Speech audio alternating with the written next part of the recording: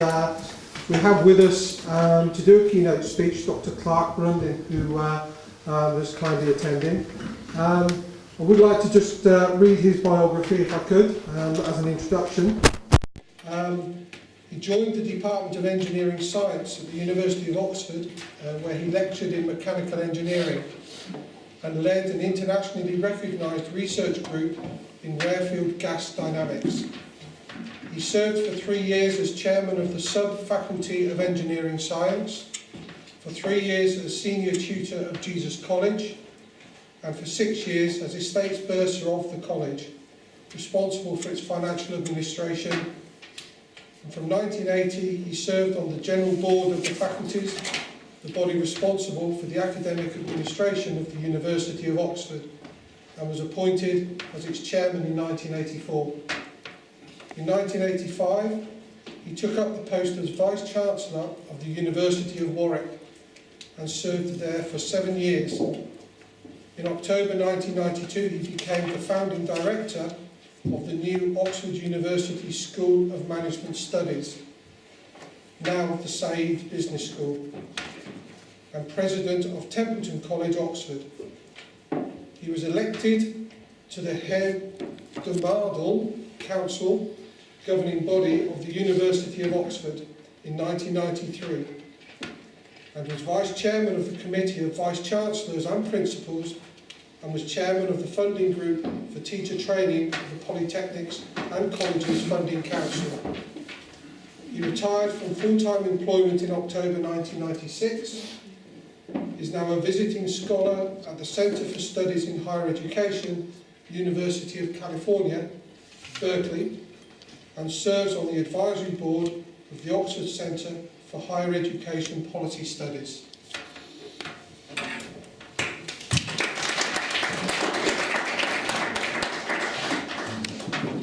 I'll go over here. Addressing everybody more directly.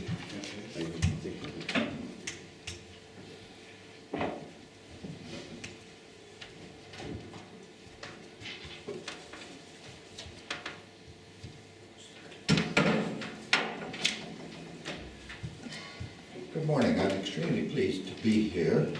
I know that English is not the first language of all of you, so I will speak relatively slowly, and if there's anything you don't understand, please feel free to interrupt me, and I will try to explain. Before we leave curriculum vitae, I was just going to add 2 or 3 small points. I noticed that we have Blackwells at the back of the room. I was for some years a non-executive director of Blackwell Science, which was their publisher of scientific books. Now everything's been sold out to Wiley and no longer belongs to the Blackwell family. And also I was on the Council for International Cooperation in Higher Education of the British Council, which was a very nice place to be because it gave me a chance to travel very widely and to learn a lot more about higher education is organized, how higher education is organized around the world. And then a couple of just PSs. One, Roger Ainsworth, who addressed you earlier this morning, was a pupil of mine in Jesus College when he was studying engineering as an undergraduate. And also, just to keep myself entertained, and I've given it up now, but I spent 8 years as a city councillor for the city of Oxford, so just to get out of higher education. I want to begin by making it clear that there is no single definition of higher education.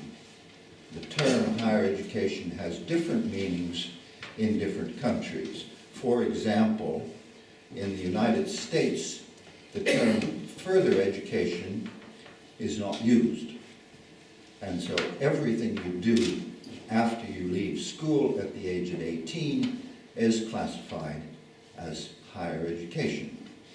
And that's one of the reasons why these international statistics, which are published regularly and which purport to tell us the participation in higher education in countries around the world, are really relatively meaningless, because the United States, obviously, has a much larger participation rate because somebody doing hairdressing at the local community college is classified as participating in higher education. And so as I say, I'm not going to refer at all to those statistics because, as I say, they really are not of any significance. Even then, within European countries, there are large differences in the way in which higher education is organized and structured. The United Kingdom used to have a very good, well-structured system that disappeared under Mrs. Thatcher, and I'll come back to that later. But if you look at countries like Italy, where access to university is extremely easy, there is no limit on the amount of time that you can spend in university, and so the participation rates appear to be quite high. If you look at the other end of the system at completion rates, within the specified length of university courses in Italy, less than 25% of the students will actually complete the course. If you go on and follow those that carry on just participating perhaps in a nominal way, the number gets up to about a third. So 2/3 of the people who have started higher education, started university courses in Italy, did not complete them. Now, again, I'll come back to that a bit later. Germany has a better structured system. The Scandinavian countries have very carefully structured systems. Finland stands out as being a country with a particularly good structure for their higher education system. And outside Europe, of course, then we have a huge variety. And in many countries, the structure is actually made up, is mainly due to politics rather than to anything to do with higher education. And therefore, if you look at the system carefully, it doesn't seem to make any sense. And the reason it doesn't seem to make any sense is because it's there for political reasons rather than social reasons. And then, of course, if people talk about American higher education, there are 50 public systems of higher education in the United States because that is a responsibility of the state rather than the federal government. And they vary widely. They're not at all that similar if you compare the way it's structured in all of those 50 states.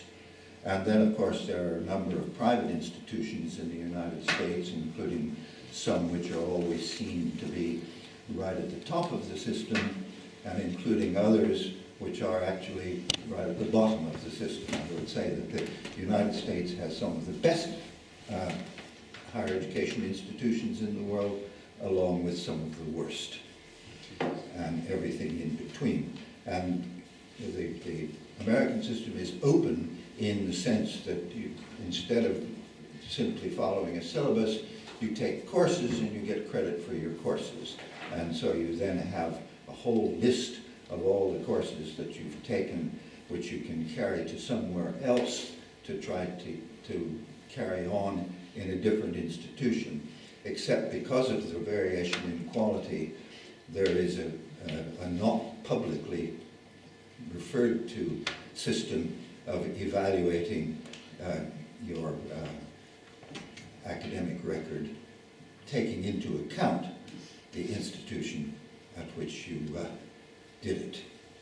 And for example, in an institution like the University of California, Berkeley, if you want to go on and do graduate work, you have to have a grade point average of at least 3 out of 4. If you've done your undergraduate work at the California Institute of Technology, which is probably the most selective institution in the whole of the United States, and you want to do graduate work at Berkeley, they will add 1 to your grade point average. And since you have to have a grade point average of 2 in order to graduate from Caltech, which means that any Caltech graduate is eligible to go on and do graduate work in Berkeley, because they're dealing with such an able group of students that the normal Gaussian curve doesn't apply anymore, because you've only got a little bit of the top end of the Gaussian curve of intelligence and not anymore. If we look in the United States, I'm going to talk now briefly about the state of California, because to my knowledge, the state of California has probably the most structured system of higher education of which I am aware. Back after the Second World War in the 1950s, they realized that the population of California was going to grow incredibly. And they got together and they said, we've got to be prepared for this so that we're always ahead of the game and not always desperately mending fences and trying to catch up again. So they put together what is called the California Master Plan, which came into effect at the end of the 1950s, beginning of the 1960s. It was a very carefully structured plan. In those days, California was not a very political state, and most of the policy decisions that were made were bipartisan decisions rather than being part of any one party's political agenda. And what you have in California then, and it's still in place today, I should say, they've made some very minor changes, but apart from that, the master plan is still in operation today in the state of California. I'll come back to that in a minute. There are 3 tiers. By far the largest group of institutions is the community colleges, because there will be community colleges everywhere that there's any significant population in California. And the community colleges do all of these professional training courses, motor mechanics, hairdressing, whatever. But also in the community college, you can do the first 2 years of your 4-year university course. And if you successfully complete those first 2 years in a community college, then you are guaranteed a place in a 4-year institution in which to continue your studies. The next tier is the state universities, of which there are not as many as community colleges, but a significant number. I'm not sure exact number, it's probably around 30 or thereabouts, 30 or 40. And in the state universities, you can do the 4-year undergraduate degree, and you can do master's degrees, but you can't go any further than that. If you want to go on and do work for a PhD, then you have to go to one of the campuses of the University of California. When it all started, I think there were 2 or at most 3 campuses. Now I think it's about 11 campuses of the University of California.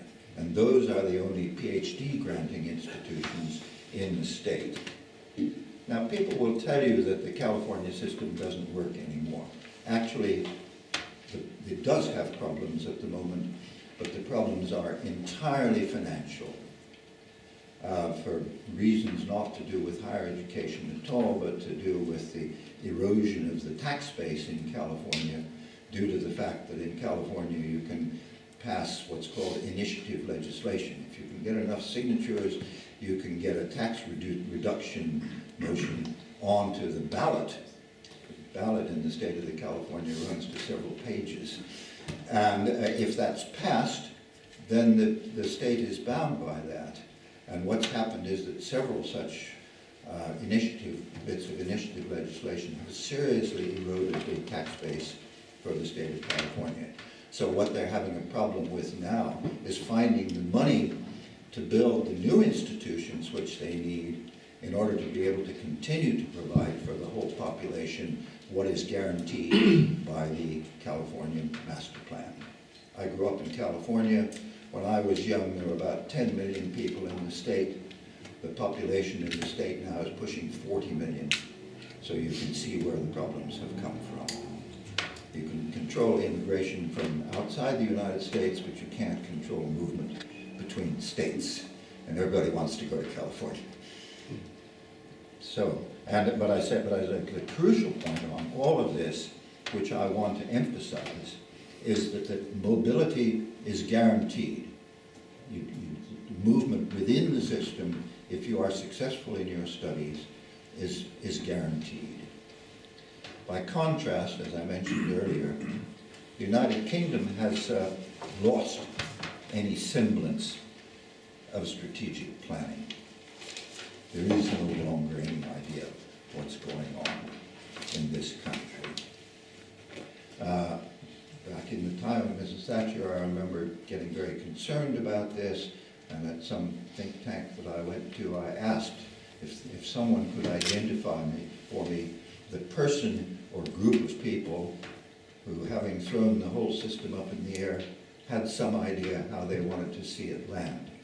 I didn't get any answer, but after the meeting I was approached by someone from the Education Ministry who advised me that there was at that time no strategic planning in higher education, because the view was that competition and market forces would operate more effectively, and therefore they mustn't get in the way of the operation of competition and market forces. Well, I can comment on that. What the economists call a perfect market, higher education is about as far as you can get from a perfect market, because your customers don't know what they want. They haven't already worked out. They have to be told. They have to start working in the system before they can actually work out what it is they want. And it's the responsibility of higher education to ensure that the structure is there to meet the diverse needs of a diverse population. And we're not doing that in the UK at the moment, because we've lost every semblance of a structure. We need not to have competition. We need to have collaboration. There will always be healthy intellectual competition, but beyond that, we need to ensure that the system is organized to meet the diverse needs of the population by having institutions like in the state of California system, which have different roles, the different things which they should be doing. Long-term strategic planning is desperately needed. If you think about it, it takes 5 years to introduce anything new into a higher education system.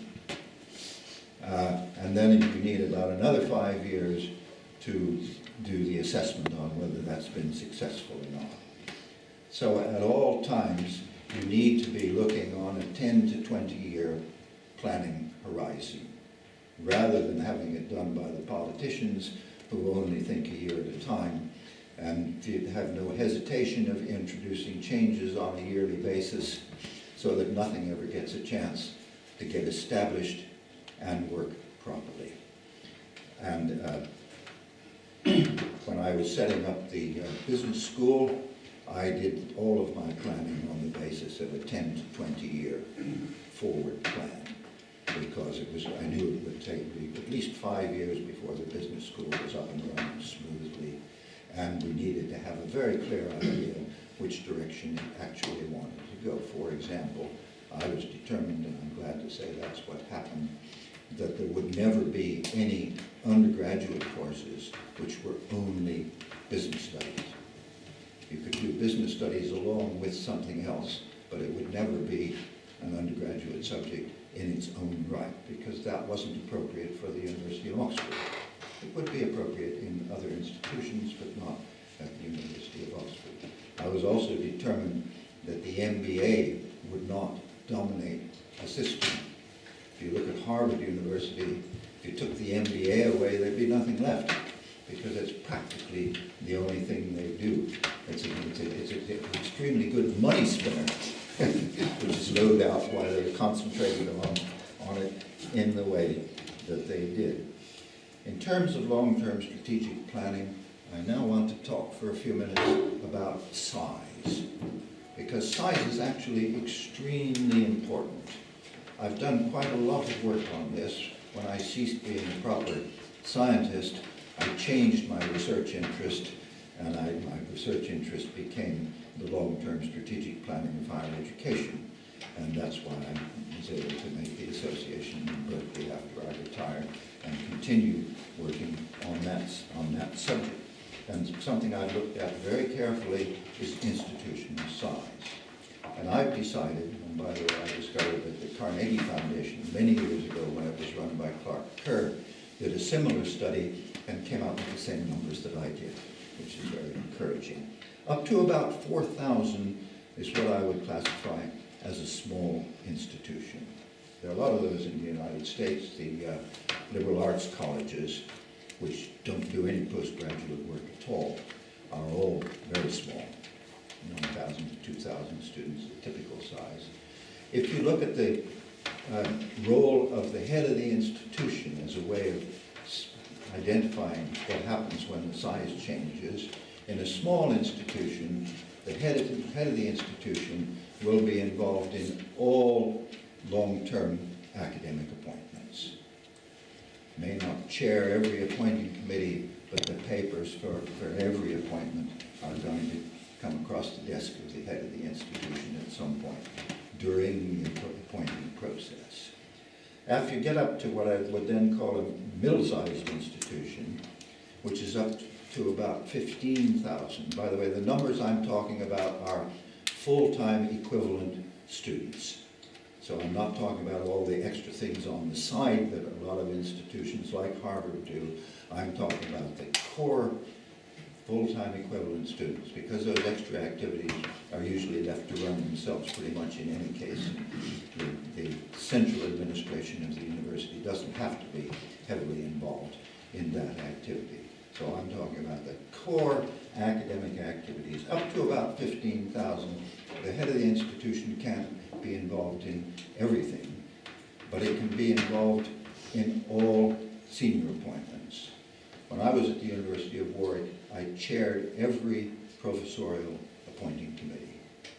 And I felt that that was probably the most important thing that I did, because those people are the people who are going to make the university.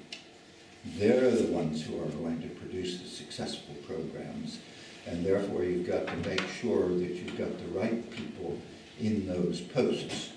And if you make a mistake, you don't go in and try to take over and run things. You make a change. You get rid of the person who was a poor appointment and get someone in there who is actually capable of doing the job.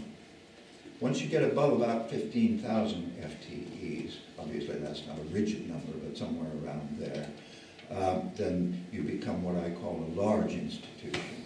And I've not yet been able to find any justification for large institutions. Because what happens is that you have to start putting extra layers into the management structure, because the senior management can no longer handle everything that's going on within the institution, and so you have to divide it down and move the responsibility, which was with the head of the institution, down by a level, which means you're adding now another level to the whole system. And above about 15,000 students, there are no longer any economies of scale. If you have more students, you need more academic staff, and if you're using your resources effectively, you need more classrooms and more laboratories. So you're not actually achieving any kind of, in fact, there are diseconomies of scale when you get above about 15,000 full-time equivalent students. The private American universities understand this very well. And the ones that you find up near the top of the list all have a quite rigid no-growth policy. Harvard's about 15,000. Yale has stayed at 12,000 for as long as anybody can remember. Stanford is around 15,000. I could go on, but that gives the example. And as an example, I would look at Princeton. A lot of people will tell you that no first-rate university can be there without having a business school. They'll say the same thing about a law school, and they'll say the same thing about a medical school. You've got to have those three departments if you're going to be a first-rate university. Princeton has none of them. Princeton is only about 7,500 students, and you know Princeton for the things it does well, because it makes sure that everything that it does well. And therefore you don't think about the fact that these other things which you might expect to see there are not there at all, and they don't affect the effective operation of the institution at all. They just aren't there. And no one institution needs to try to do everything. Every institution needs to be looking at what they're doing and ensuring that they're doing it well. Because if they haven't committed themselves to doing it well, then it's not doing anybody any good. You need to have diversity, and you also need to have a critical mass in order to make any subject which you are purporting to teach viable. If you don't have that critical mass, you've got serious problems. When I came to this country in the 1960s, the whole of higher education was awash with money. It was after a thing called the Robbins Report, which said that higher education in the UK was too selective and too restricted. So there was only about 12 or 15% of the population were going to university, and that was way too low. And the Robbins Report said, you've got to do something about that. And so the money was put there to make sure that they did something about it. And some institutions, particularly the old civics, I'll take the University of Birmingham as an example, saw this as an opportunity to do everything. They wanted to be able to say that whatever subject you mentioned, they were doing it. Didn't matter if it was only a professor and a secretary in a broom cupboard, you were doing that subject. When I went to the University of Warwick, which at that time was about 2/3 the size of Birmingham, we had about 35 spending departments. A lot of subjects that Warwick doesn't do. The University of Birmingham had 135 spending departments. What do you do with 135 departments? And eventually what happened was that they realized that the only thing they could do was to close about 2/3 of them down, or merge them, because they got a system that didn't make any sense at all. And as I say, no one university should be trying to do everything. And the sensible universities follow that rule and don't try to do everything. The University of Warwick I want to talk about a bit, because it is it's a new institution, it's also highly successful. When I went to the University of Warwick, I wanted to work out for myself how they'd been done so well so quickly. I decided it was 3 very simple rules. Rule number 1, and I've touched on this already, appoint good people and then don't tell them how to do their jobs. The founding professors at the University of Warwick were all excellent appointments, and all they were told was, your job is to set up a world-class department. We're not going to tell you how to do that. Our job is to ensure that you have the resources to do it properly. And that's how the University of Warwick got started. And it grew very carefully by not adding things until it was sure that it could add them in a way which was going to be academically successful. Then rule number 2 is not facetious. It follows immediately from rule number 1, and that is, don't have too many rules. The people in the central administration should see their role as facilitators and expediters, and not as enforcers. Doing things should be seen to be a good thing rather than a bad thing. And the third one I've already touched on, which is don't do more than you can do well. Don't try to take anything on.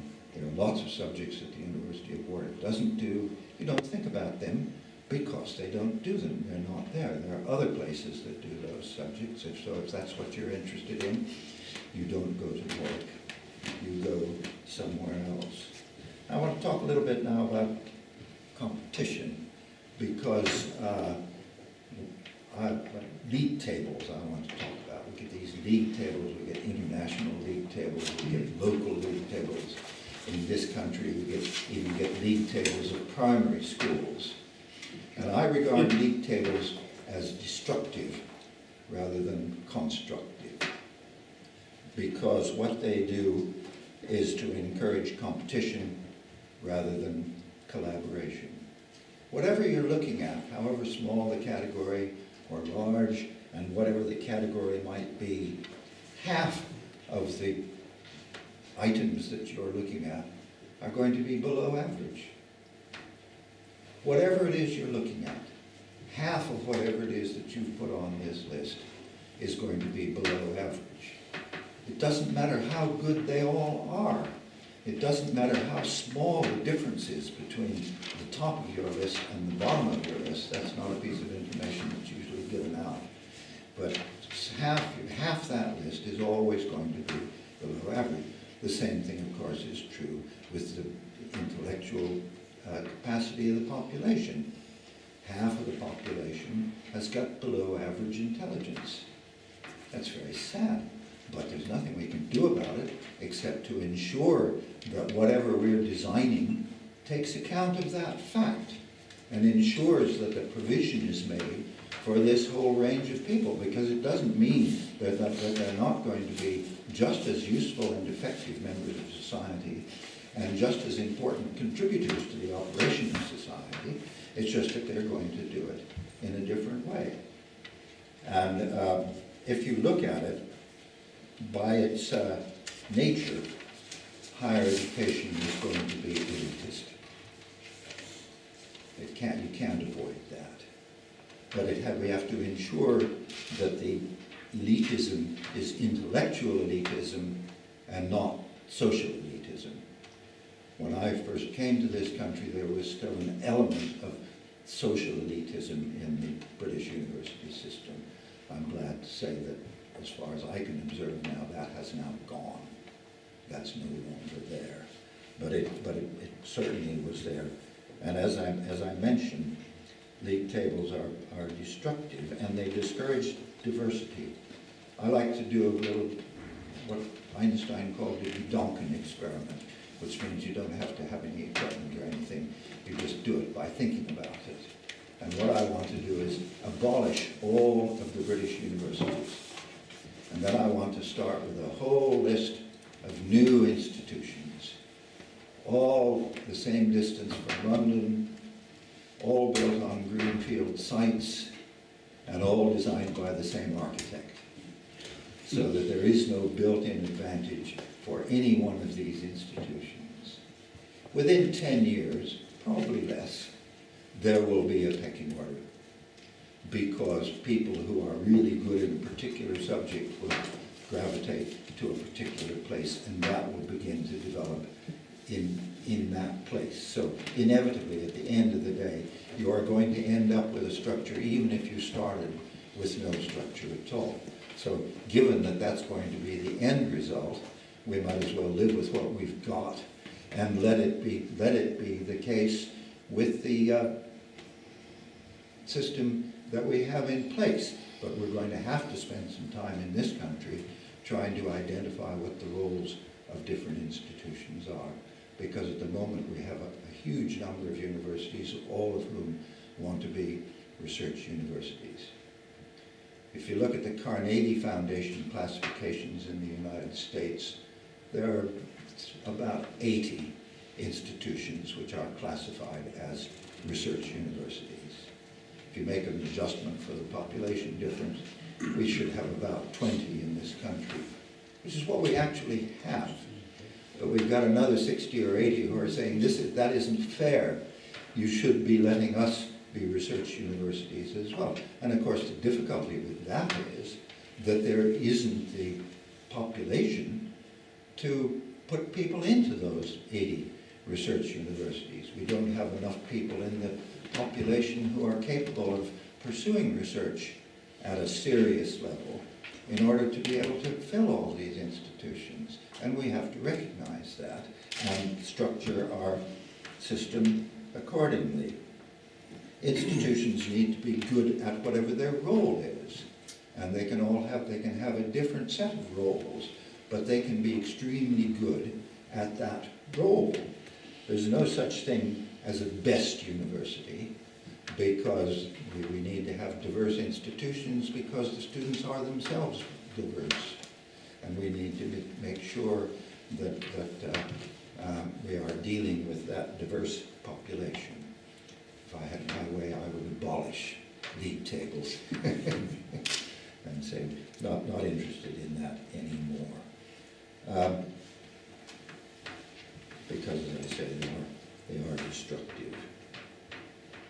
I've talked a bit about the University of Warwick, and I want to go on to something now which was something else I learned both in Oxford and the University of Warwick.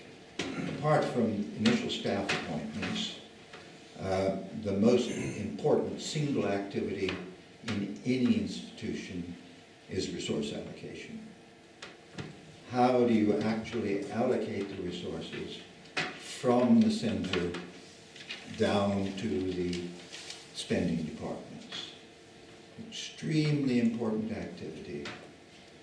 And as I say, a lot outside of staff appointments, I would say the most important activity.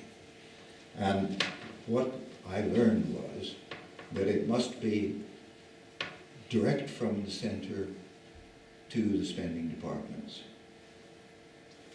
You must not divide the money up into big chunks before you divide it up into smaller chunks, because you don't have any information on which to decide how big the big chunks should be.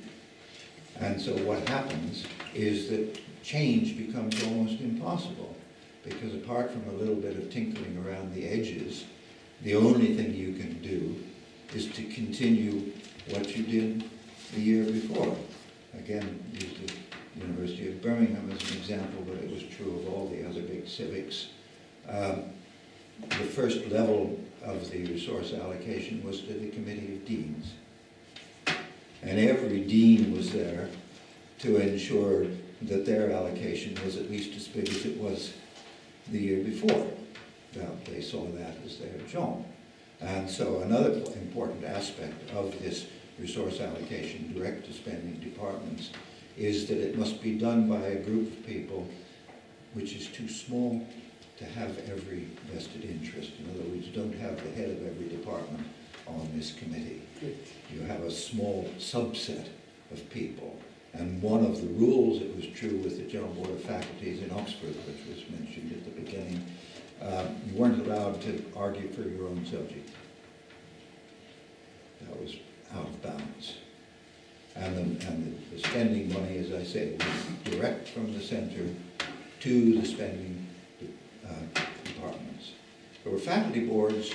The faculty boards coordinated the academic activities, but they had nothing to do with the resource allocation.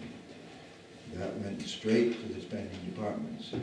I'm sorry to tell you that the University of Oxford has gone away from that. They did a review about 10 years ago and decided they were going to do away with that resource allocation and do it initially to larger groups. Basically, it's divisions now that they allocate the money to, and it isn't working. And there is now an increasing complaint about the fact that this system is simply not working. Because unless you go direct to the spending departments, you can't identify what the needs are. You need to be, at Warwick, every department had to put in their bid at the beginning of the year, saying what they were doing, what they wanted to do that was new, what they might want to stop doing in the future, and every department had to do that. And then the Resource Allocation Committee could go through those bids and decide which ones they were going to, or not which ones, but at what level each of these bids was going to be dealt with. And University of Bristol, when they went away from doing it with a committee of deans, decided they were going to go whole hog the other way. So they made every department into a spending unit without really controlling what they could spend. And the particular problem was academic staff. At the University of Warwick, all academic staff numbers were controlled from the center. No department had an identified list of staff numbers. The staff numbers, if you were losing a member of staff, you had to put together the case to show that that person needed to be replaced. They would not be replaced automatically. And if you wanted an additional member of staff, you could ask for that. What they did at Bristol was to leave the control of staff numbers to the individual departments.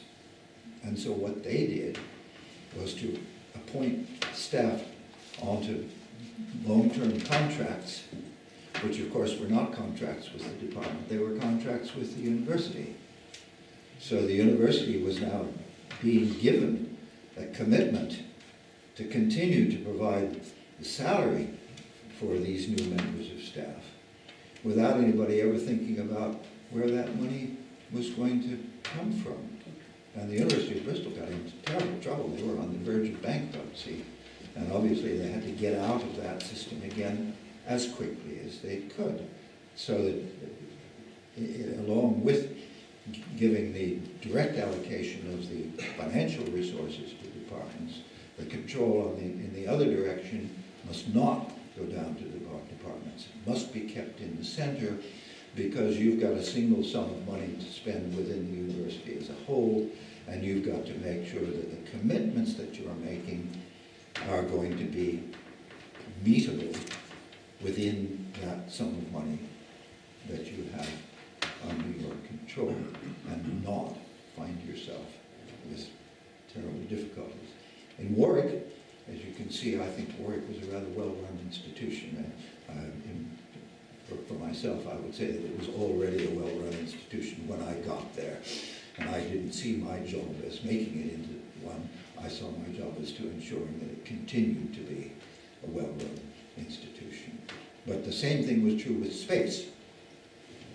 No department had a guaranteed long-term space allocation. In principle, space allocations could be changed every year. Obviously, that didn't happen. But it could happen if it needed to, because no department could say, that's ours, you can't take it away from us. In the University of Oxford, allocations of space are made by the congregation of the university, which is all the academic staff in the university. And if when you're allocating space, the motion has to go to congregation. But what that means is that when you decide 10 years later that department has too much space, you've got a serious problem in trying to move it around, because they're going to fight to the last ditch to hang on to this space, which they quite clearly don't need anymore. And so the answer to that one is to make sure that they never had it in the first place, because then you don't have a problem. As I say, the changes that we made in the annual space review and the amount of time we spent on the annual space review were usually extremely small. But the possibility was there, which one could use if one needed to use it. And as he said when he introduced me, I was talking about structure and management. That's what I've tried to do. Obviously, there are many other aspects to management which I don't have time to go into here and which it wouldn't be appropriate for me to go into here. So what I've tried to do is to identify those aspects of institutional management, which are the ones which I regard as crucial to ensure that you actually have a successful institution, and in particular to look at it from the perspective of senior management. What's the role of senior management within the institution? In a lot of institutions, there's a risk of senior management getting involved too far down the system, trying to interfere in things in which they should not be interfering. As I said earlier, and I'm going to emphasize it again now, if you've got a job that isn't being done well, don't go in and try to do it yourself. Instead, get rid of the person who isn't doing it well and get somebody in there who can do it well. Because you can't take these things on long term, and therefore it's a mistake even to take them on short term. I've talked for the best part of an hour. I've got to the bottom of the little list that I made of things which I wanted to talk about. So what I would like to do now is turn this into a discussion rather than an address, and ask you for whatever questions or comments you might have on what I've said over the last hour.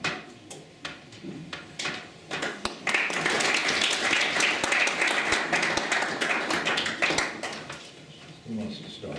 Yes. Thank you very much for your lecture.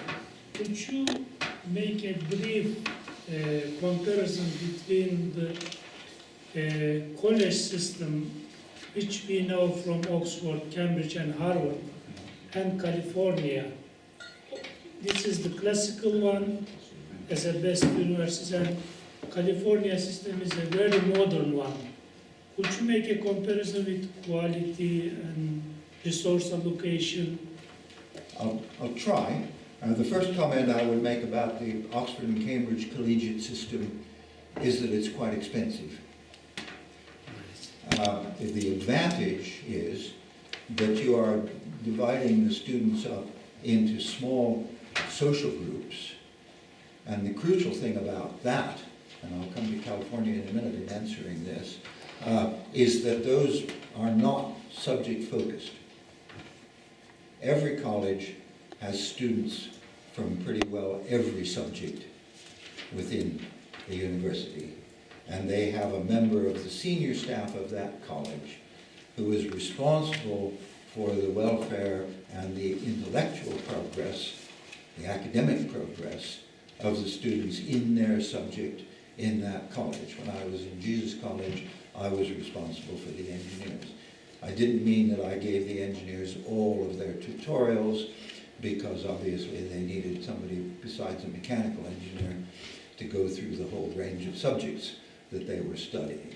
But I was responsible for the arrangement of all of their tutorials and gave a significant percentage of them myself. So that socially, I would say that that is an extremely good system, because it divides the students up into socially manageable groups which are not subject focused. A collegiate system which was set up in California was the University of California, Santa Cruz, where they did actually establish colleges. But they didn't, and they thought they were doing it on the Oxbridge model, but they didn't understand the most important aspect of the Oxbridge model, and the colleges were subject focused.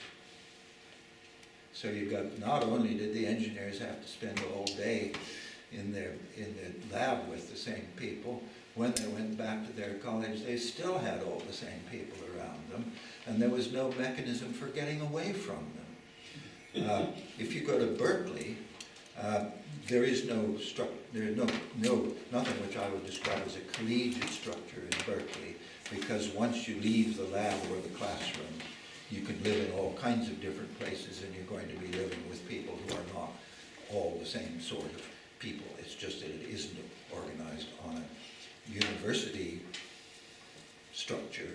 it's organized on a private structure. And it's grown with the University of California over the years. And as I said, I think that Santa Cruz has actually now gone away from that collegiate system. I'm going to make a personal comment now in response to this same question. I started my higher education, I was way too young, I'd only just turned 17, at the California Institute of Technology, which I mentioned earlier. And I found myself surrounded by people, every one of whom had been at the top of whatever their class was in whatever school they went to, because those were the only people who got into Caltech. And now they were competing with each other, because in those days, I think they've abandoned it now, in those days Caltech insisted on marking on a Gaussian curve, which means that you had a group of students who'd never had anything but an A, and suddenly they were going to get C's.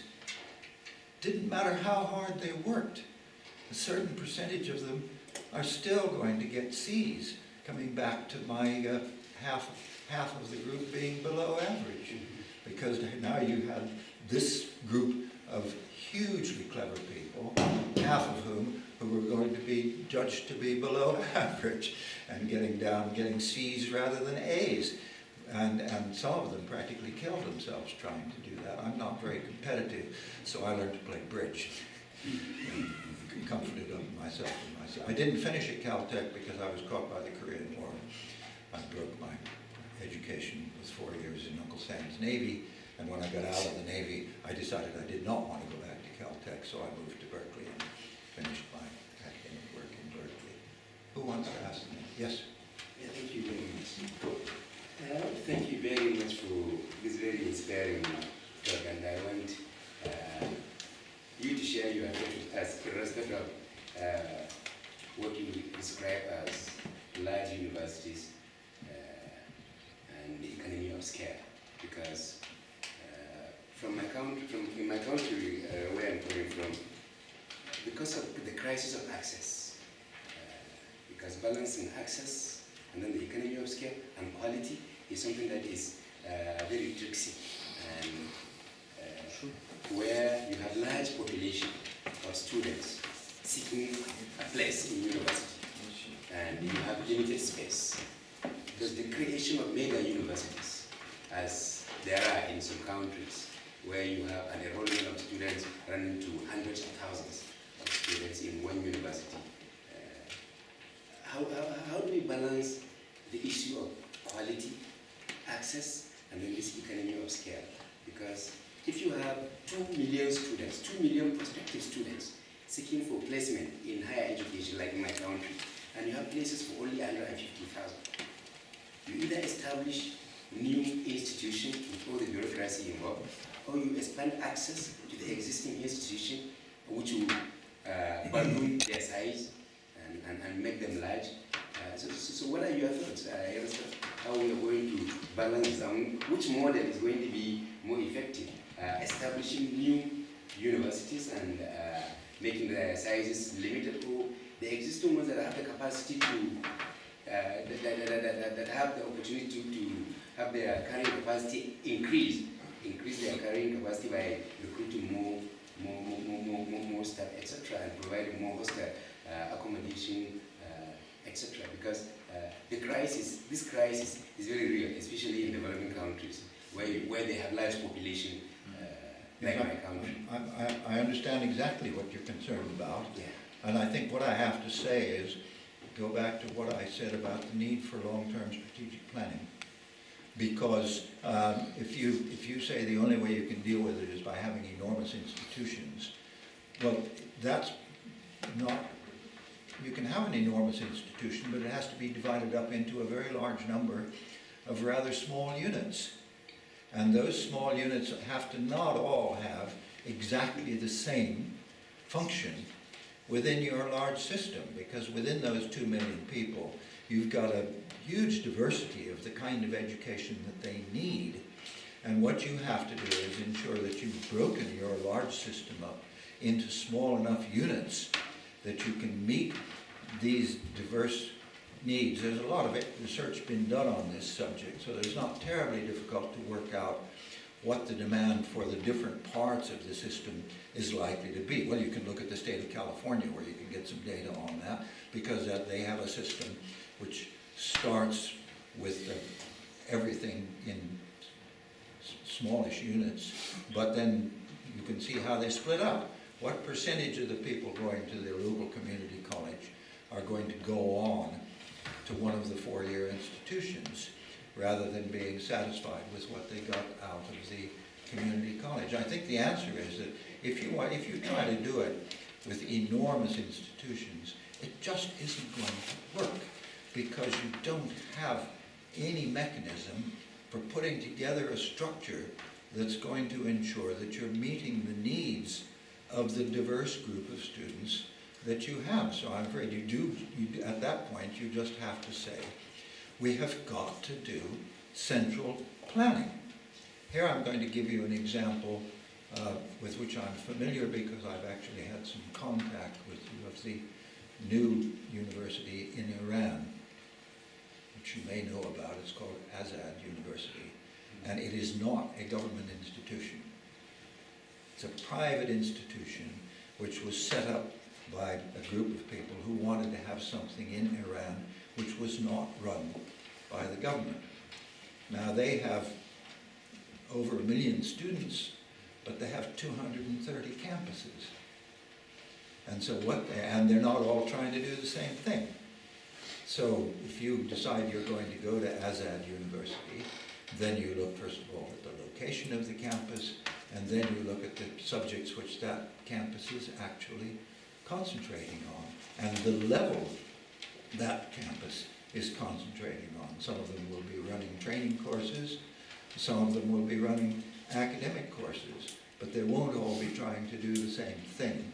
And I think that's the only way you can deal with it, is by not letting it become an enormous institution, because once you've got that, you've got something which you can no longer do anything with. Unless you've taken the central power, maybe you need to be given the power to do some strategic planning and to put together a structure that makes sense, then you're not going to be able to deal with it. I mean, again, I could go back in this country, the past, when they had quite a restricted system in this country, but even within that restricted system, the University Grants Committee intervened. They were the ones who allocated the money to institutions, and they intervened at the level of what institutions are doing what subjects. Because I remember they looked at geology, it's called earth sciences now, in those days it was called geology, and they decided that there were way too many geology departments in the UK and they were all too small. So the University Grants Committee, who were the ones who allocated the money, simply said, half the geology departments in the UK are going to close. And the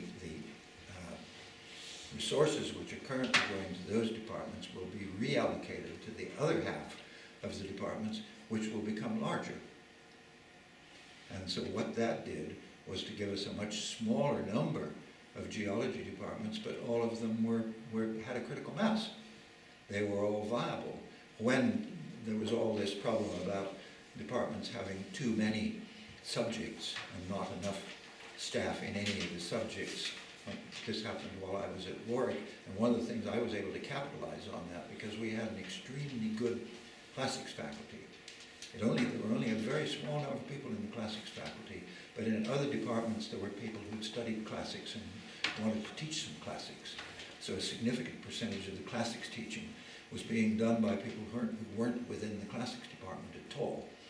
But because of this restructuring that was going on nationally, I was able to get both staff and the student numbers, which is the money that goes with that staff, from other universities to come into the University of Warwick to expand the classics department to a viable size. I'm an engineer. I want on my tombstone as an engineer, I doubled the size of the classics faculty at the University of Warwick, because the resources were there to do it, and I took advantage of the fact that the resources were there in order to do that. But I'm afraid the only answer to your question is central planning. Oh, no other way of doing it. Yes? Yes?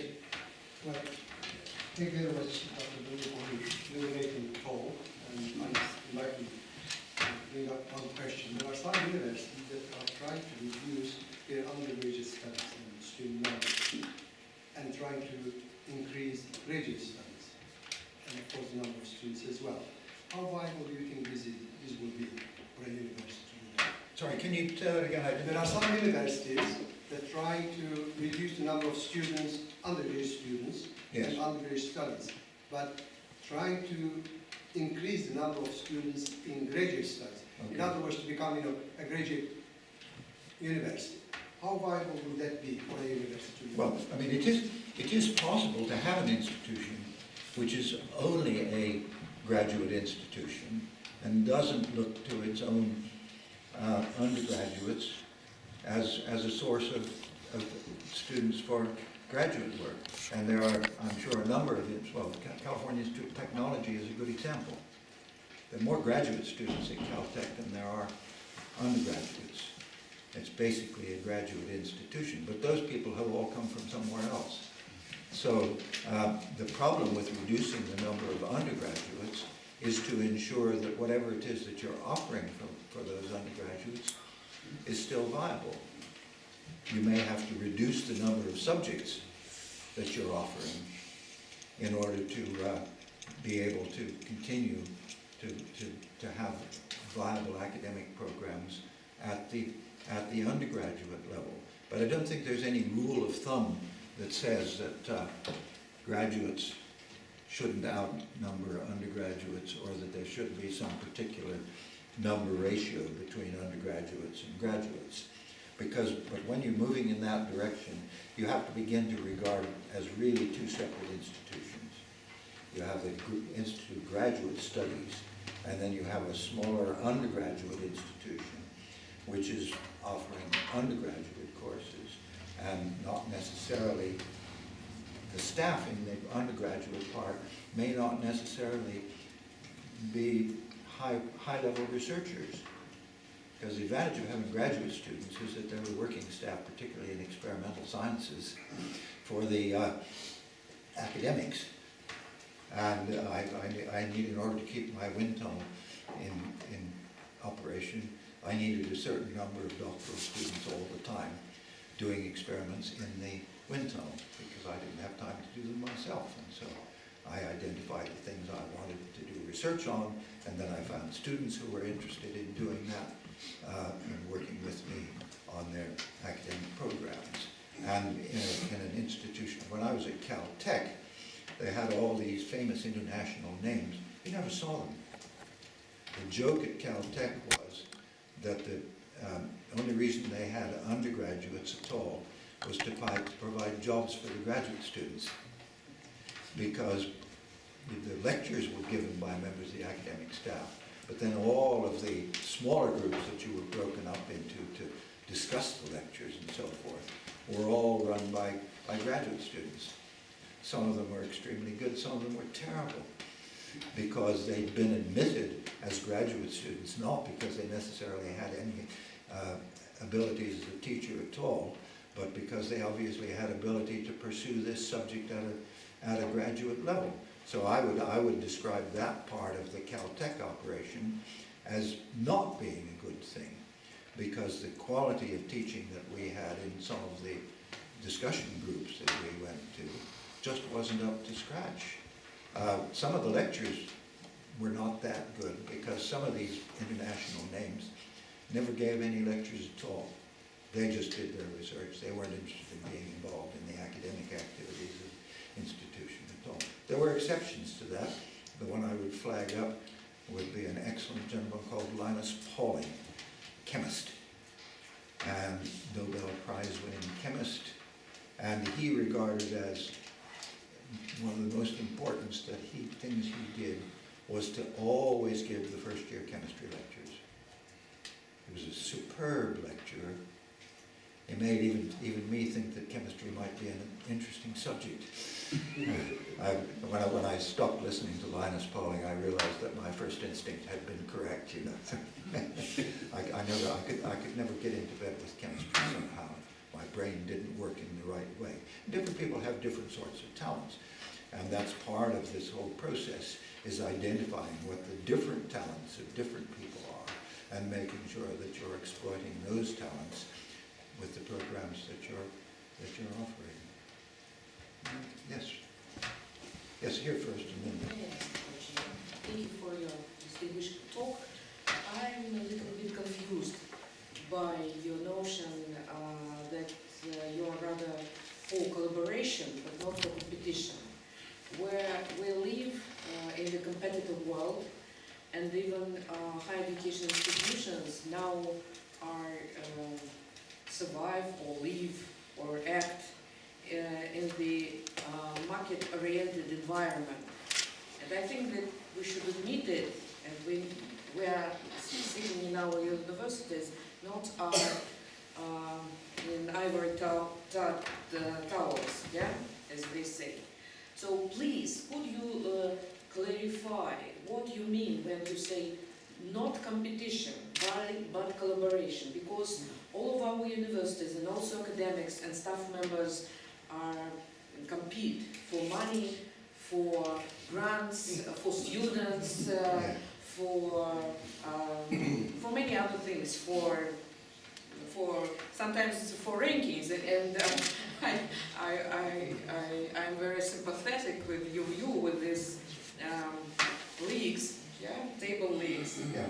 But Okay, I obviously should have emphasized a little bit more one of the things I said, because what I said was there will always be competition, but it will be healthy academic competition rather than unhealthy competition. For example, having in this country too many institutions that want to be research universities.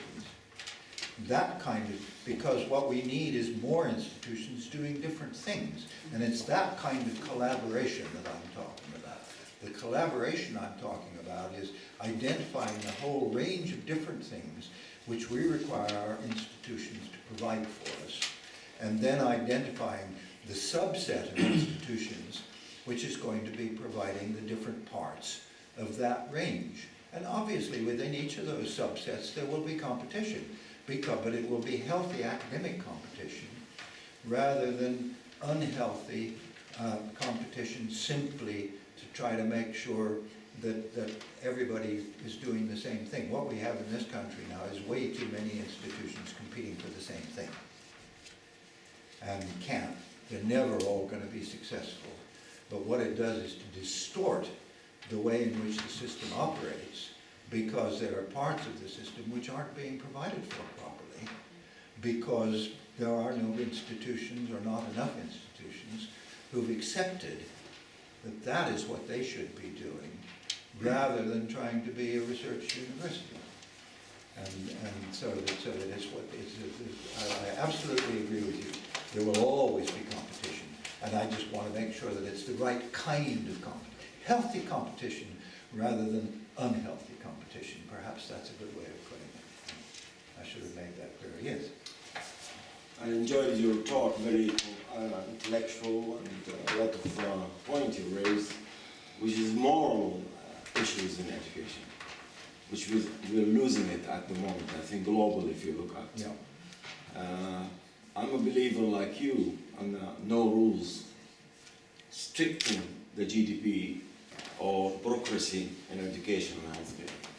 But then, when I come back from Middle East background, and then when you look at the reality, even in the Western society, okay, United States, United Kingdom, Oxford, Cambridge, everybody's suffering now.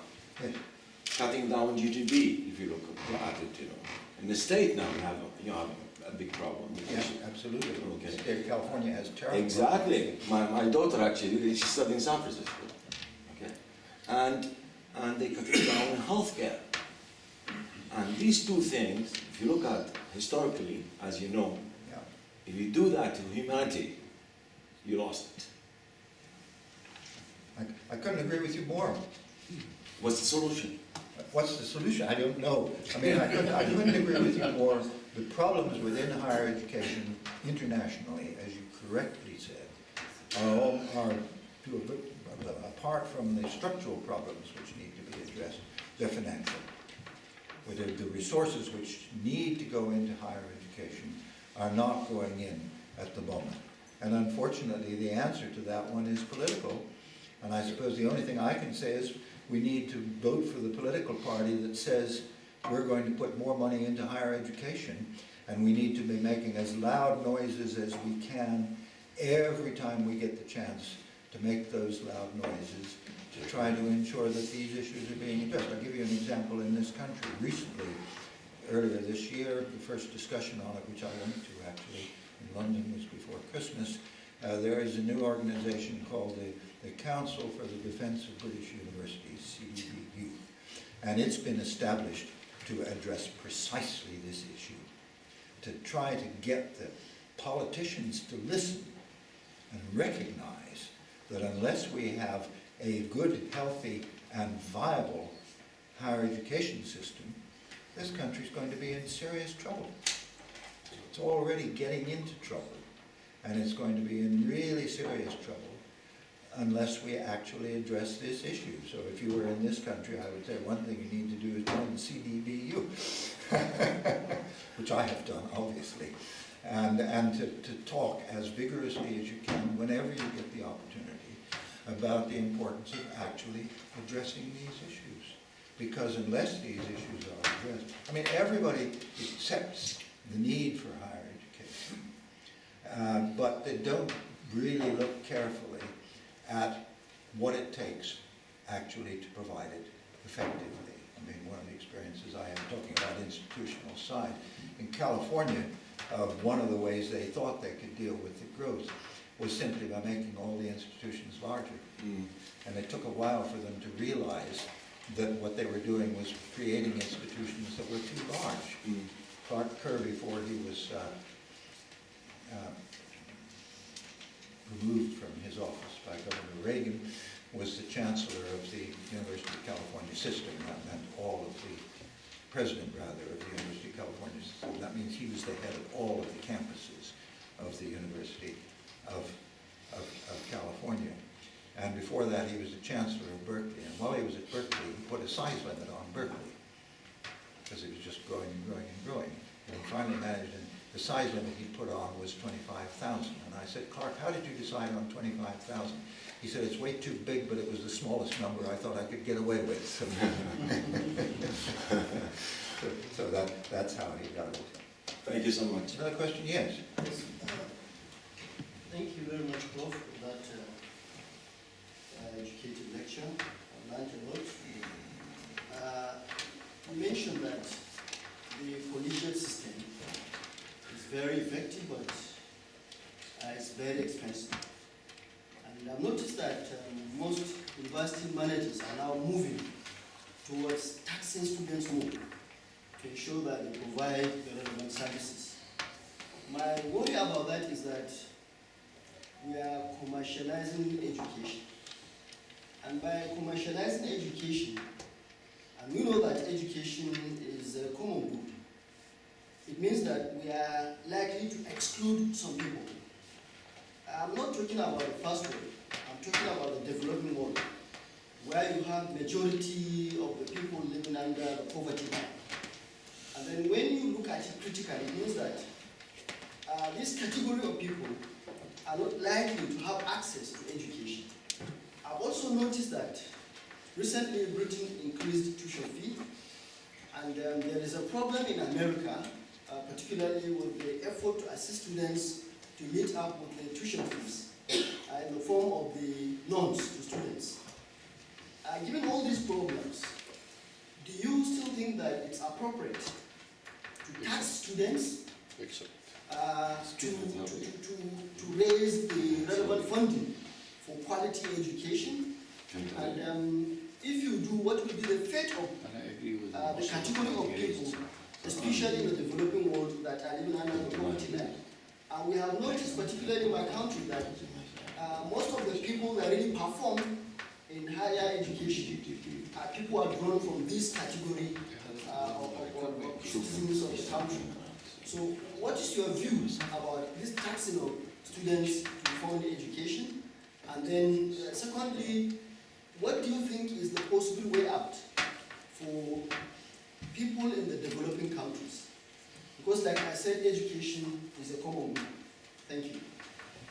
Okay, I mean, what you've raised is actually not a simple question at all. Because going back to something I said earlier, there is any kind of talent in any group of people is distributed over a sort of Gaussian curve, over a very wide range of different sorts of talents that you're going to have. And you're getting into social problems here, and I have to be rather careful how I approach this, because I don't want to give the impression that I'm saying things that I'm trying not to say. But there is, and the people who study this are coming around to this again now, there is a correlation between intelligence and of the parents and intelligence of the children. And so clever parents are more likely. It doesn't mean all clever parents are going to have only clever children, and it doesn't mean that parents who are not particularly clever are not going to have a clever child. But statistically, it's going to be that kind of distribution. So what we have to ensure is that we have a system which is completely open, so that the clever person, wherever they come from, doesn't matter which part of society they come from, the opportunity is there without any restriction and without any feeling that they're doing something which they shouldn't be doing, for them to participate in the system. But the reason I mention that is because where a lot of the complaining comes from is people who say, we have too small a group of people from socioeconomic groups 4 and 5 in higher education. We should have a larger percentage of the people in socioeconomic groups 4 and 5 in higher education.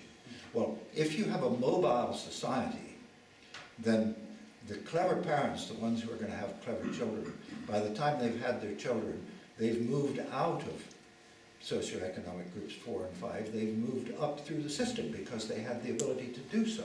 And if you have a mobile society, that facility is going to be taken advantage of. There was a study done some years ago on the success of comprehensive schools in this country after they did away with the old grammar school system and put in comprehensive schools instead. And the conclusion of this study was that the comprehensive schools hadn't really succeeded in doing their job, because when they looked at the sample 10 years later, they still were looking at the same sort of distribution that they'd had 10 years before.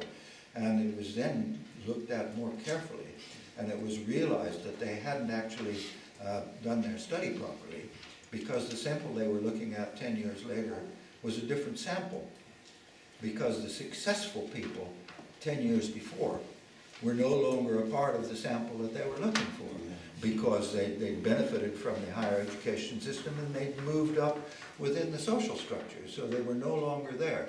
So we have to accept the fact that the participation rates are not going to be the same all the way across the system. And then who can say what the right number is? That's very difficult. But what we have to make sure is that all of the people who could benefit from higher education, A, know that it's there for them, and B, are encouraged actually to participate. I mean, choose as examples, as an example, the University of Oxford, where I used to go out at the time when the students would be putting together their applications for university, and visit secondary schools in areas which traditionally were not providing a significant number of applications to the University of Oxford. And I used to address the sixth form in those schools and try to persuade them that this wasn't some sort of snobbish place in which they wouldn't be happy, that it had all kinds of different people in it, and they needed to look at it because it provided an extremely high quality of education.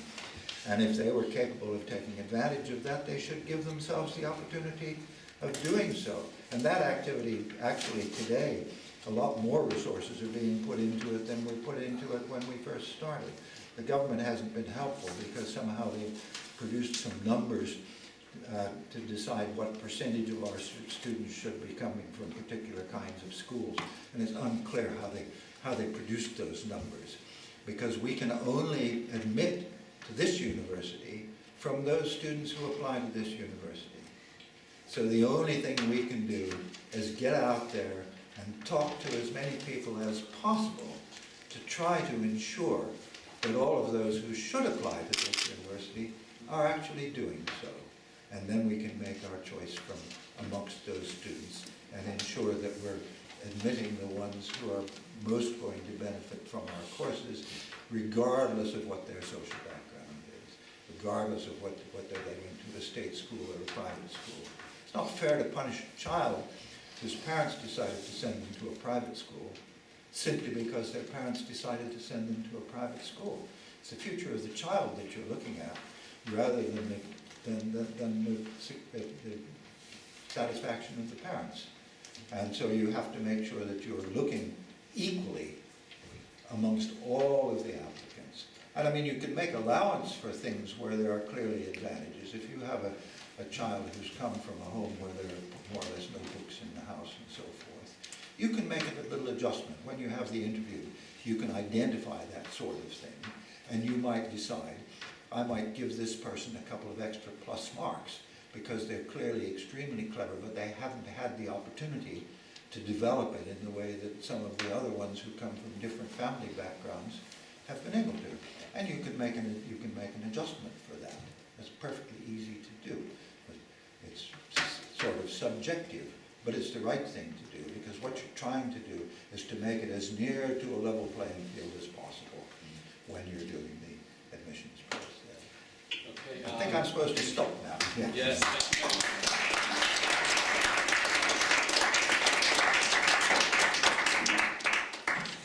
I'd like to thank Dr. Brundin for the stimulating talk, and I understand many of you have many questions that still needs to be addressed. But we have ample time throughout the week to discuss all these. And I would like to just wrap up what Clark had said earlier today by saying that we're living in a day and age of austerity, and it is not a usual kind of practice at present. Every university, every country is facing challenges, new challenges, particularly in the field of higher education.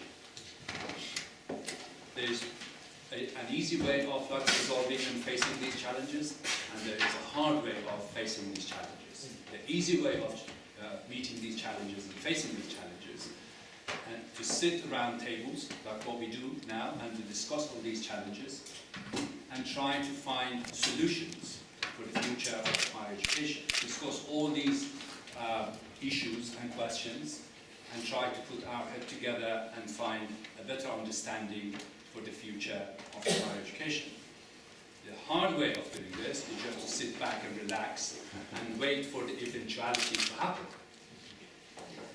By that time, we won't be able really to face these challenges. The challenges are going to fail us. So I think this type of events will help us to get together and benefit from people like Clark and other distinguished guests we have around under this roof today, to talk about all these challenges and find a better way of meeting these challenges. What is important is that I think we all know that we are facing a situation that we are having only limited resources, and I believe the only way of getting through this time is to share what we have together. I think what Clark was trying actually to say, by not to compete and to collaborate, is another way of sharing resources, sharing what we have together, rather than just keeping to what we have, not sharing it with anybody else.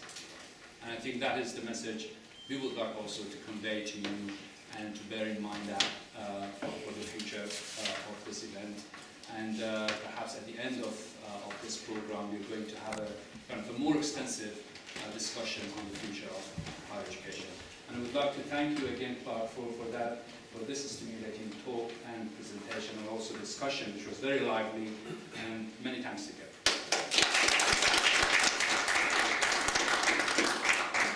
Thank you very much. As you can see, I have no problem in talking about this subject.